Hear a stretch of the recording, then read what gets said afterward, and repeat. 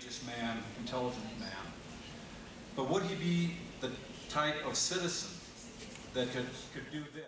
Well, thanks for inviting me here. I think it's actually my 7th time in Colombia. I'm really not an expert on Colombia, but I've been coming here since 2001, and I should have learned Spanish by now, but I haven't, so I'm sorry, you have to wear all your headphones. Actually, I've worked 20 years on violence in Eastern Europe, in the Balkans, and in the Baltics. And I've worked actually the past 3 years, I haven't kept up as much on Colombia because I've worked in Iraq. And I think the thing I bring here is that I've spoken to many victims and more than a few perpetrators of violence in my career. So my purpose here is simply to bring a certain theoretical and comparative perspective to the discussion. And you can be the judge of whether this perspective is relevant to Colombia or not. So the title of the conference, or the theme of the conference, is Building a Culture of Peace.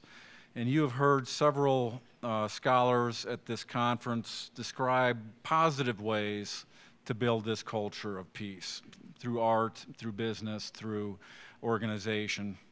I'm going to do something different. I'm going to talk about how to diminish one factor that impedes the building of the culture of peace. Specifically, I will argue that in many post-conflict situations, a widespread emotion of anger impedes peace building. Anger prevents compromise, it promotes stereotyping actors into a world of black and white, and it maintains the possibility of a relapse into violence. To build a culture of peace, it is highly beneficial to diminish the level of anger in society.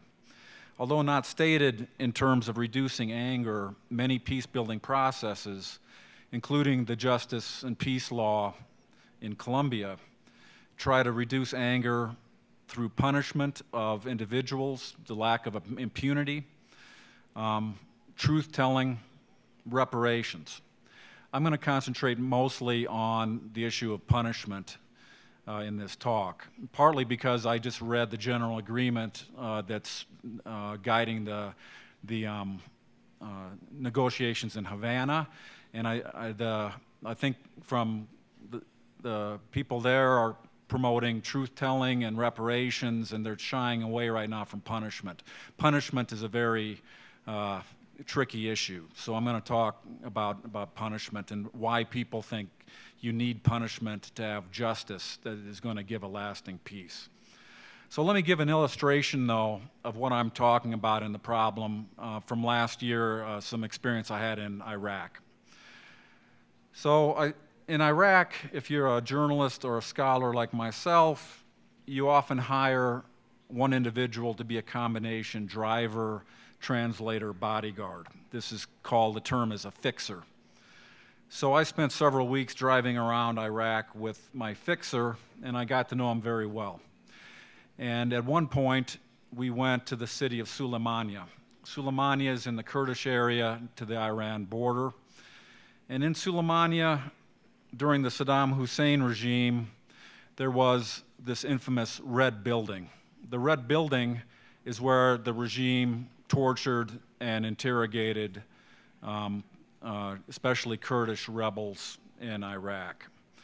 And the primary way that people were tortured is their hands were tied behind their back, and then they were raised off the ground with their hands tied behind their back, and electrodes were attached to their toes and to their testicles, and electricity was administered while you're hanging in the air from behind your back.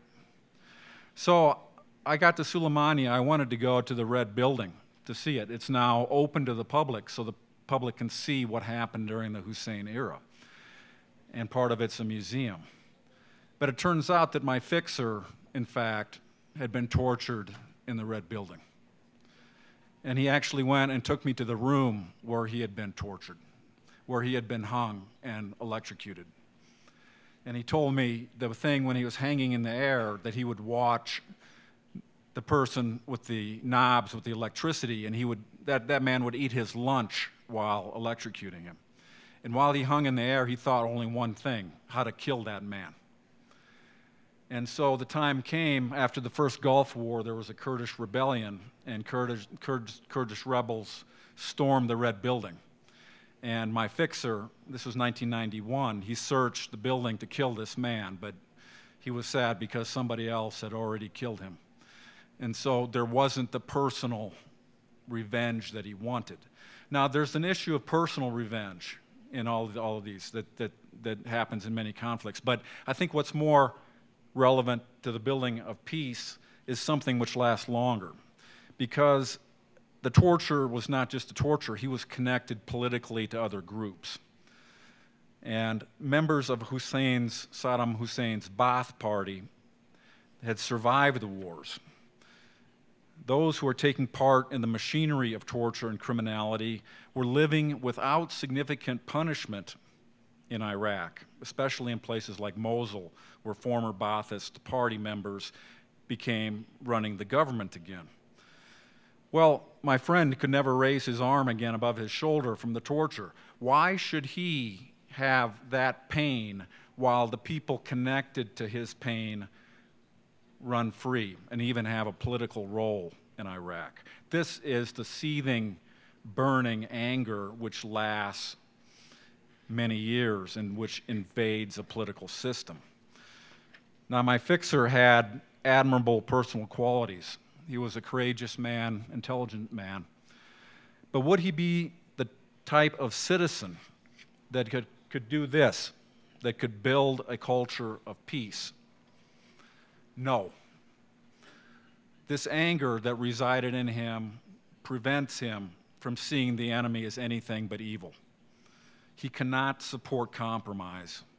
He cannot understand forgiveness. He would pick up his gun again if circumstances allowed it, and maybe with this last collapse, he's picked it up again. Colombia is not Iraq. Colombia has made real progress. It's not the same Colombia that when I first came here in 2001, and from my conversations the last 2 days, there's a widespread feeling that a new era of peace is actually within reach. But certainly elements of anger and the related desire for vengeance reside in Colombia. For instance, there's a 2005 study of Medellin that I'm familiar with, and they interviewed members of the paramilitary Bloque Cacique Nutabara. 25% of those who joined said they joined for reasons of personal revenge. 23% said they joined because they were being threatened. Only 23% said that they were belonging for economic reasons. So this conflict in Colombia has an element of revenge and threats, which certainly is a pervasive part of it, even when you're on the eve maybe of a new era. So it's my understanding from experience in many conflict and post-conflict settings that this anger is a problem in almost all cases, at least to a small degree, and we can talk about how much this is a problem in Colombia versus Iraq or Kosovo or other places I've worked. But I think the desire for punishment and revenge goes with anger. If you're angry that people have committed a crime against you, the natural thing is to want to punish them. If we look at humanity's most ancient codes, crime and punishment go together. Hammurabi's code lists crimes and prescribes a specific punishment for each crime. In the Old Testament of the Bible, it reads, an eye for an eye. Of course, the New Testament, Jesus talks about forgiveness, but we all know how he ended up doing that. The world wasn't ready for that. I'm not sure if societies we have now are ready for that. The desire for punishment is hardly ancient. Let me take one trivial example. Most Hollywood movies end the same way. There's a hero and a villain, and they fight it out, usually on top of a big building. I don't know why. And then the hero kills the villain in the same way. Maybe in a particular gruesome way if it was a very bad villain. Tens of millions of Americans go to the citizens of the United States, go to these movies to see what amounts to the same script. They know what's going to happen. It's a ritual. It's a ritual of the punishment of the evildoer. To see evildoers punished, even in movies, provides some sort of moral satisfaction. The economist Robert Frank, in his study of anger and vengeance, called Passions Within Reason, argues that anger is part of our genetic code and serves to bolster the self-defense of our groups. And now we have Colombia. Past peace initiatives of previous Colombian administrations often involved blanket amnesties. The Justice and Peace Law and the work and the negotiations and the General Agreement for Havana, in contrast, insist on a significant level of punishment. To move forward, there must not be impunity. There are several reasons to punish crimes. One, we may want to establish a punishment as a deterrent. We want to deter future crimes by punishing the past crimes. We want to establish punishment in order to solidify the principle of the rule of law. But at some level, I believe, there is a basic human need for punishment as a way to satisfy our longing for justice. And I think this is a question I pose to Colombians. Is this measure of punishment that you have only about establishing the rule of law and creating deterrence, or is it also about a fundamental human need to punish and to link justice to punishment? As I understand the peace process unfolding now with FARC, victims are going to be given a powerful voice. In terms of the language of emotion, it seems that this process is aimed not only to achieve peace, but also to reduce the level of anger of victims and even society as a whole. The reduction of anger and the desire for revenge is certainly helpful, if not absolutely necessary, for a society to transition to stable peace and high levels of citizen participation. So how might punishment reduce the emotion of anger and desire for revenge? How might the work done in Colombia now with the General Agreement and the Justice and Peace Law facilitate this reduction of anger? So to explore these questions, I'm going to try to move very systematically in 4 sections. First off, because I'm talking about anger as an emotion, I'm going to try to give us a concept of what emotion is. What is an emotion? Secondly, what is anger? Third, how can anger be reduced? And fourth, how might the Justice and Peace Law and the other institutions and negotiations in Colombia, these peace processes, how might they reduce anger? So I'm going to go emotions, anger, reduction of anger, and then the relation to the politics going on now to that. So let me start on what is an emotion. So let me start first on how rational choice theorists, which I used to be one and then left that game, how they see a decision cycle. Here you start with, we all want things, and we want one thing more than a second thing and more than a third thing. They can be ordered. Then we collect information about how to get what we want. Then we form a belief about the best way to get the things we want, and then we perform an action to get it. So let's say I want to buy a car, and I have 3 preferences about the car. I want it to be cheap, I want it to get good gas mileage, and the third thing is the style of the car. So then I get information about different kinds of cars and how they might fulfill these desires. I form a belief, maybe I want to lease the car instead of buying it, the best way to get a car, and then I go to the car dealership and get it.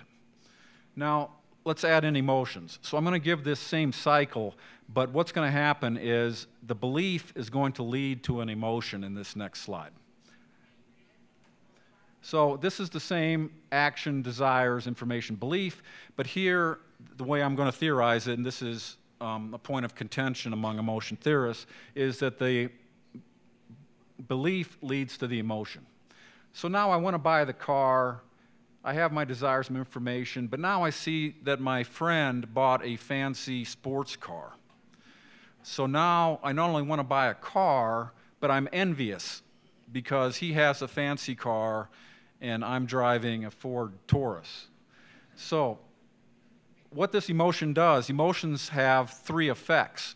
One, it changes your preference function. So style was my third preference. Now it may be raised up. Maybe it becomes my first preference. It also affects my belief, the way I collect information. Now I get more magazines or look at websites that talk about sporty cars, and I don't the more practical cars. And then I form beliefs about, hey, I can actually afford this car. It affects my belief formation. So emotion has these types of effects. And so emotions can be defined by the types of effects they have. So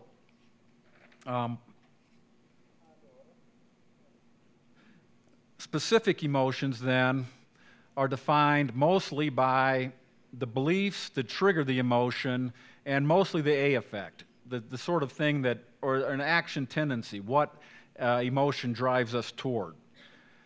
Fear is the cognition or the belief that an object or group is dangerous, and the action tendency is toward fight or flight.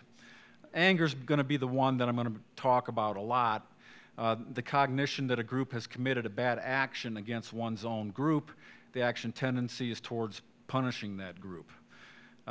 Contempt, cognition that a group is inherently defective, action tendency is toward avoidance.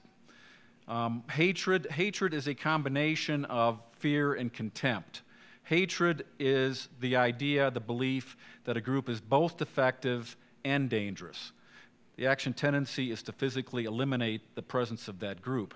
If the group cannot be bargained with, if it's defective, the only way to deal with it is to just get it out of sight. Resentment is the cognition that the group is in an unwarranted subordinate position on a status hierarchy. Action tendency is to take actions to reduce. Let me give an example of this. In Iraq, the Sunnis ran the government. After the American invasion, the Shia ran the government. The Sunnis are deeply resentful of their loss of their status potential, and that drove a lot of the early organization of the war. So at any rate, we can talk about these specific emotions. The other thing that's important about emotions are whether they fade or not. Now, emotions based on events generally fade. Anger, fear, if these things, you're angry or fearful, but then after a while maybe you get used to the thing that makes you afraid and the emotion fades. These emotions have sort of a half-life.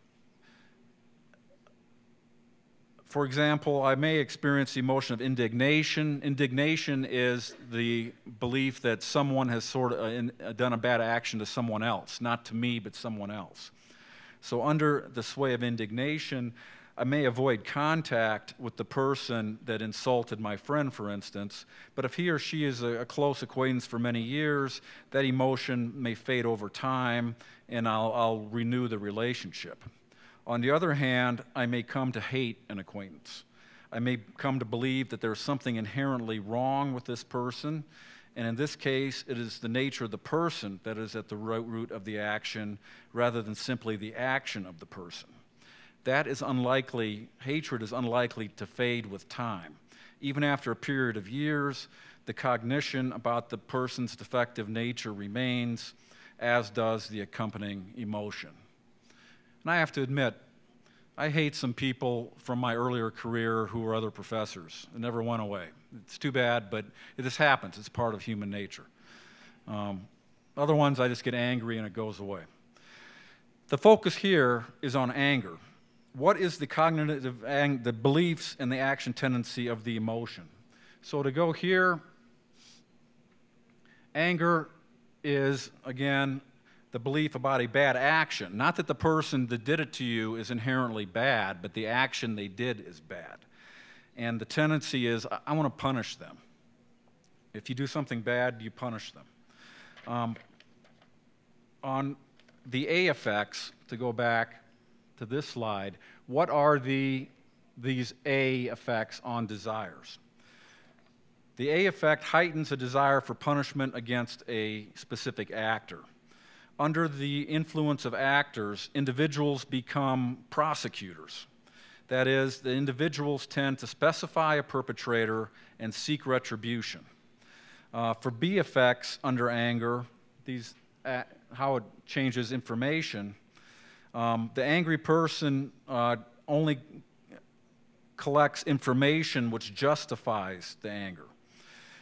Anger shapes the way individuals also form beliefs. When you're angry, you are more likely to engage in stereotyping. You're more likely to downgrade risk. You take on risk because you want to punish the person, because you want to get retribution against them. The tendency is for you to think, I can get away with that. I can go punish them and get away with it. So in some, anger heightens a desire for punishment against a specific actor. It creates a downgrading of risk. It increases prejudice and blame, as well as selective memory. You can define anger as opposed to fear. So for the A effect, the effect on the preferences, anger heightens the desire for punishment against a specific actor. It's not rage. Rage is that I just need to get my feeling out.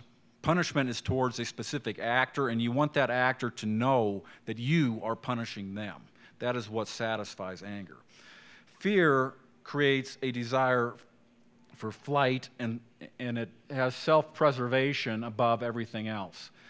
I'll give you an example about fear. After 9/11, after the plane crashes in the towers in the United States, everyone was seeing fear that was like, hey, we're under danger. They worried about their self-preservation above everything else.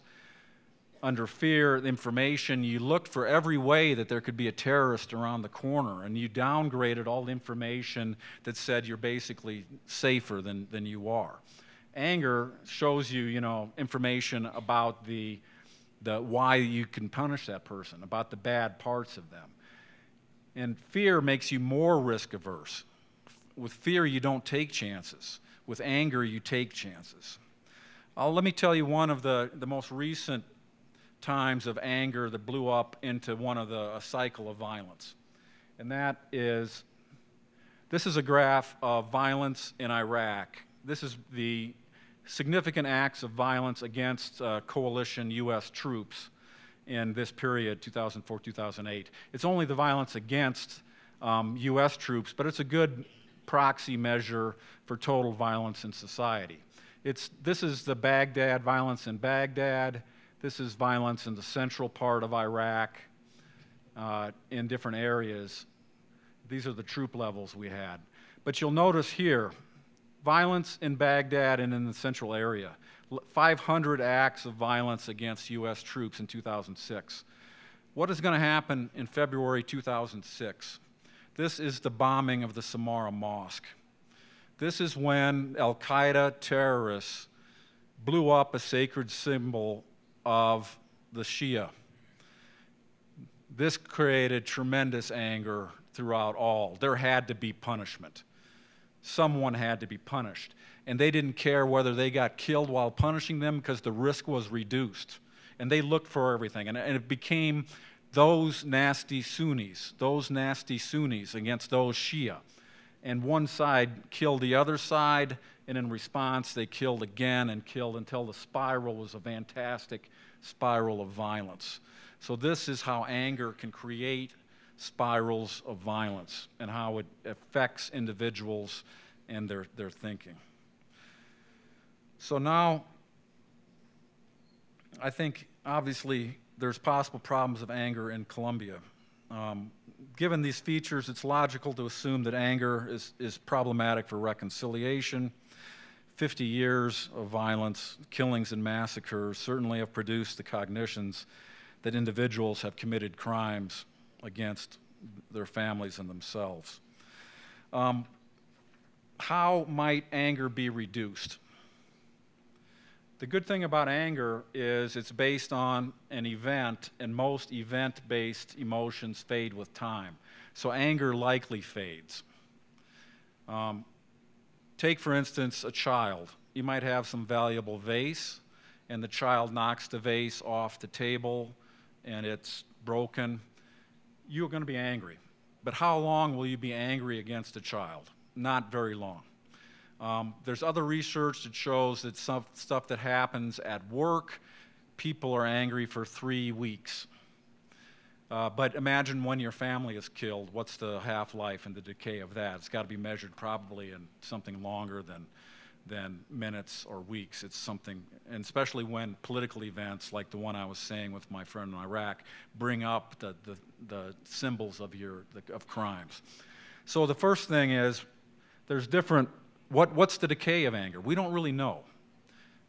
But it could decay. This is time, this is when the action happens, and then it declines linearly. Or maybe you were angry for a long time like this, and then it goes slowly over time. These are just conjectures based on my reading of some of the literature.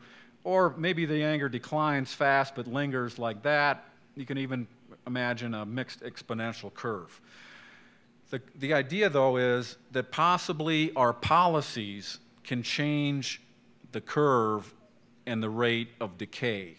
Maybe we can go from this type of curve to one where the anger decays much faster, and maybe we can switch off the amount of time it takes. That's what our policies are supposed to do. So if you've committed a crime during the war, then maybe our policies can do that. I think the most successful one is the one that's talked about, the one maybe some of you are familiar with, is South Africa's Truth and Reconciliation Commission. The idea there is that especially truth-telling was going to reduce anger against crimes of the apartheid regime. I'm going to talk now about, I think, punishment. But I think the theories rotate around punishment, truth-telling, and reparations. And these are, of course, the three pillars of the justice and peace law that you had here. So how might punishment quench the thirst quench anger? How might punishment reduce the anger? First, violence creates an inequality between victim and perpetrator. The state's vengeance on behalf of the victim is to equalize this unbalanced power relationship between the victim and the perpetrator. The victim is no longer the inferior one, the one to whom things can be done, the helpless and the object of someone's arbitrary action. Vengeance also creates a sense of one's own power and control. Closely linked to power equalization is the restoration of threatened or damaged social prestige or self-esteem. Atrocities often attack a victim's very sense of personal value and identity, and vengeance enables the victim to reassert him or herself. One's identity in some cases is so intimately linked to the esteem of a group that offenses against the group will also evoke strong desires for revenge and will give revenge its emotional force. Revenge also takes away the prospect of the perpetrator leading a happy life while one suffers. So the victim, through vengeance, accrues the benefit of taking away the offender's gains. The victim gets even in suffering. Last, for the family and friends of victims, revenge can be a means to make their close ones' deaths meaningful, to keep faith with the dead, and to honor their memory. Revenge serves to assign responsibility and therefore relieve the moral ambiguity and guilt survivors often feel. Finally, victims also use punishment to externalize their grief and to bring closure. These are all parts in the literature on how to reduce anger through punishment. So how might this work in reality? So we have these types of graphs. This is how punishment might work. Say this is the time of conviction, time 0. This is time. This is the intensity of the emotion of anger. You're angry at the perpetrator. Now the perpetrator is convicted. So that might bring, if the perpetrator were not convicted, you might have this high of anger. But now you believe that there has been justice, there has been punishment, therefore you lower the intensity of your anger, and then the curve changes and the anger recedes and ends over time. That's one idea. These are again ideas about why it works. Here's another idea that you have a time of conviction, and it just doesn't make people less angry at first, but over time it changes the amount of time you can be angry. You can also imagine a case where the atrocity happened here and anger is going down, and then you have a conviction much later than the atrocity, and then it speeds up or continues the line where anger is reduced. But at any rate, there's implicit in our theories of punishment ways that anger might be reduced by punishment. Now, to go back to this slide, I think the idea, well, let me quickly go to the other ways that anger might be reduced before I come back to this. What about truth? If we don't want to punish people to reduce anger, how does truth-telling reduce anger possibly? Truth, in the transitional justice literature, it is hypothesized that truth-telling enhances the mitigating effect of punishment. It does so by constructing a common story of the past, honoring victims, breaking impunity, facilitating punishment of the guilty, and preventing the atrocities, the repetition. It is important to note that for those who wish to know the truth, knowledge of the offender's identity and motivations impacts levels of anger not via the ability to know whom to punish, but through a different mechanism, by altering the information available to the victim. Learning the perpetrator's motives and circumstances can undo the distorting effects of anger on emotions and beliefs. That is, by individualizing the perpetrator and showing his or her humanity, truth confessions can enable the victim to overcome stereotypes brought on by anger. If anger impels the victim to increase his or her prejudices and assignment of blame, and to remember selectively and desire revenge, then truth, by providing new information, can alter the victim's beliefs that the perpetrator committed a harmful action against him or her. It can enable the victim to understand and to forgive. More generally, some political figures have posited that only with truth can there be true forgiveness, which in turn may reduce anger.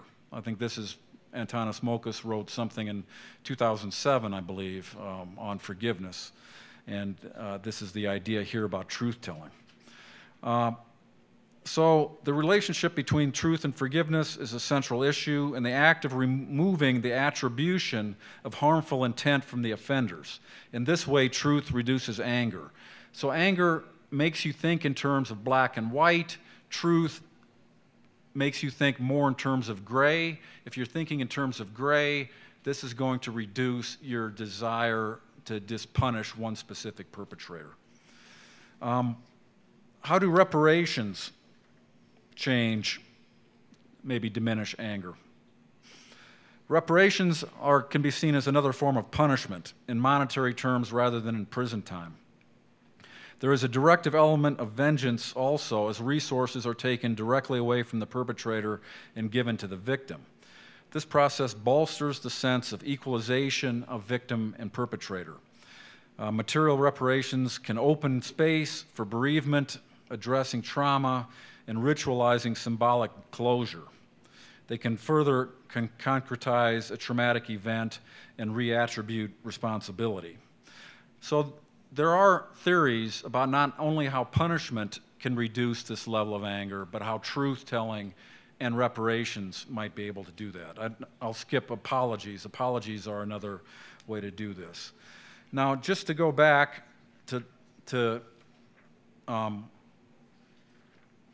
anger related to this slide, I think the justice and peace law and the general agreement with the FARC, there's an implicit logic about reducing anger in those agreements. So I think my interpretation is that You can imagine this cycle, this going around in multiple turns. So the first time, there's a belief about the crimes of the perpetrators, the emotion then heightens punishment, selective information and stereotypes, different types of belief about the ability and the need for the punishing the crime, the criminal. But now, if you have punishment, you have not only a belief that a crime was committed, but that the state made its revenge, the vengeance, the punishment of the criminal. And now this mitigates the desires. The desire for revenge goes down from an obsession number one to maybe second or third. You start worrying about your family's economic future. You start getting other preferences, start taking the normal height. You're returning to normal life if this emotion is desired. With punishment and the reduction of anger, either through punishment or truth-telling or reparations, you start looking at information more objectively. You start understanding the other side's position. You start forming beliefs that we can make peace and that there is a future between us and that we can move on. So I think this is the idea behind the peace process, is going in sort of cycles, diminishing anger, getting people to have more normal desires, collecting more accurate information, forming more beliefs, and then helping the peace process move on. Now, I was given a document. I had a very good meeting with some people from the Office of the High Commissioner for Peace, learn about the peace process in Colombia, and I did learn about it. It's a very good booklet, but it is striking to me that you don't want to talk about punishment so much in this booklet. This is what it reads: the enemies of the peace process have tried to reduce the end to a 50-year war and the peace-building effort to a single question: are the guerrilla fighters going to prison or not? Of course, we must discuss sanctions, especially for those most responsible for international crimes. We have already said that there will not be a general amnesty in Colombia. Everything will be dealt with within the framework of the international obligations. But the idea is we have to get out of this obsession with punishment and this anger that's in our society and get to a broader view of what justice is going to contain. Now, my question is, can you do that in Colombia? I don't think you could have, in the United States, if people committed these atrocities and you only gave them 5 to 8 years in prison, people would be even more angry because that isn't enough punishment. That's not justice. So I think one thing, but the problem is you're both demobilizing and talking about reintegration while you don't have peace yet. So to bring people to the peace table and have them be negotiators, you can't say, hey, we're going to give you the death penalty. They're not going to, or life in prison. They're not going to do that. You have to be able to adjust the punishment to something which is going to help bring peace. But on the other hand, is that going to satisfy what I think is a normal human desire for punishment of people? I think there's a question, though, about whether anger is really the driving force in Colombia as it is in other cases. I think what I've heard in the last 2 days, I haven't been here for 4 or 5 years in Colombia, but I was surprised at how many people believe that they've come to a belief that there's no alternative but peace. And if you have that belief, that's a belief, and that there's also some hope. And this is an emotion. If hope and anger are together, hope can diminish anger by showing future. And if you have positive emotions as well as the negative ones here, maybe anger isn't the problem that I see in places like Iraq or Kosovo or other places where it's just completely debilitating to peace. That's a question I don't know. I know this is what you're trying to do, And again, because I work in such nasty places of the world, I'm of course a skeptical guy, but I appreciate the fact that especially the young people I met from the High Peace Commission are thinking about ways to create positive emotions here to mitigate the anger and to mitigate this whole, to reduce this all about punishment of the FARC. I think also though, if I look at the, I'll just close with a couple other observations. The justice and peace law applied to the paramilitary, I think there's only 22 convictions and there's thousands of cases. And there's a trade-off between trying to get everybody to tell the truth and get a complete view of the crimes and getting swift enough justice. I'll give you an idea from the Yugoslavia. Radovan Karadzic, or Slobodan Milosevic, excuse me, was for war crimes in Yugoslavia. Well, they wanted to get every crime against him, and he was in The Hague for years, and then he died, and they never got to convict him of anything. And a lot of people never got the feeling of justice, of punishment, because they sought truth for so long. So now I think the idea is that you take the worst crimes and punish them, and this is going to reduce anger instead of dragging out the process so far. And then the other, I think the last thing is, and this is, I think, I gave a talk here 5 years ago, is it really anger that's the emotion which is going to fade and policies are going to help it fade, or is the emotion hatred? Do people hate FARC? FARC, there's no negotiating because there's something inherently wrong with them. And you can look, you know, people point to other peace processes and say, you know, they had their zone, they had good conditions for peace, and they went back on it, and they'll go back on it again. And therefore, the idea about hate is we can't negotiate with them, we just have to keep struggling with them until we eliminate them. I don't know if people do that or not, but I know talking to some younger people here, they say that their parents have just gotten comfortable with hatred of the FARC. It's all they've known, and it's generations passed on. And so when you say you're ready for a new era, I'm more hopeful if you have new positive emotions that mitigate anger than whether you have to deal with this hatred, which tends to just freeze things and stick things the way it has in some other cases I've seen in the world. So I think I'll end with that. Thanks.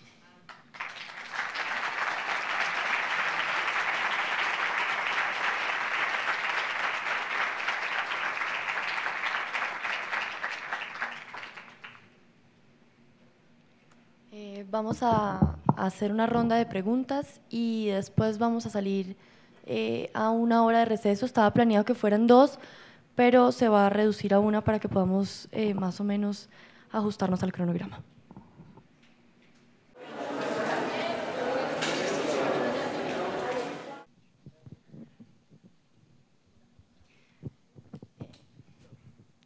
Bueno, mi pregunta es si las emociones son algo natural, digamos, algo innato de las personas, es decir, o nacen de conceptos y construcciones sociales como, por ejemplo, ¿qué es la justicia?